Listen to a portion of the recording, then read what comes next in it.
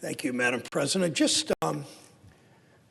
just come over the wire that the news just broke in the last couple of days that corporate profits are at the highest they've been since 1950. In other words, corporations are making more money in the calendar year 2021 than any year since 1950. That's 70 plus years corporate profits are through the roof. We also know, and that came out today, Wall Street Journal, a very pro-business, pro-corporate American newspaper, pointed out that CEO compensation has gone up stratospherically. We know, as the presiding officer from Illinois has pointed out in the past too, we know that corporate profits have continued to go up, that CEO pay has been stratospheric, and that workers' wages have essentially been flat.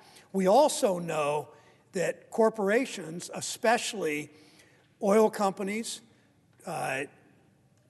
shipping companies, meatpacking companies, and drug companies have raised their prices dramatically higher than inflation. So what we're seeing is corporate profits are highest in 7 years. CEO compensation is highest ever, big raises last year. Prices have gone up, especially in those four industries, because they've essentially taken advantage of the pandemic. During the pandemic, the opportunity during the pandemic for them to raise prices. So one of the biggest reasons we have inflation is not because we invested in the American people with the Recovery Act, in the bipartisan infrastructure bill. One of the biggest reasons for inflation is corporate executives have seen an opportunity. During the pandemic, all these supply chain issues, all these problems of outsourcing jobs to China in the meatpacking industry, in the oil industry, in the prescription drug industry, in industry after industry, the shipping industry, they're thinking, these CEOs thinking they can raise their prices more. So they've raised their prices more. Their profits have gone up. Executive compensation continues to go up dramatically. And then they blame inflation on the president or blame inflation on the Congress or whatever. The fact is that these companies have abused the public trust, as we know, by dramatically raising prices in one of the most difficult times in our nation's history during this pandemic. They should be ashamed of themselves, but many of them brag to stockholders, look how well we're doing, and that's a serious problem. In fact, there's a company in Ohio that not too long ago announced, a big storied U.S. company, Goodyear, that announced that they were going to expand manufacturing in the United States. You know what happened?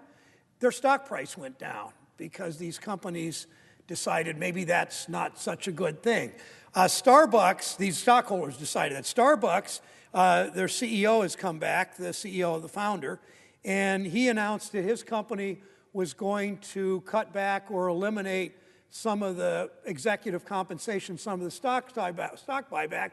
His stock price went down. So investors are saying, yeah, we love our country, but if it's going to help workers, maybe we're not so excited. Or if it's going to help communities, maybe we're not so excited. It's sort of capitalism upside down. When we know from this president and from what we're doing, our economy is growing faster than China's, first time in 20 years. We know that our country, that the president and the Senate and the House are putting workers in the center of our economic policy, but we know CEOs aren't following that playbook.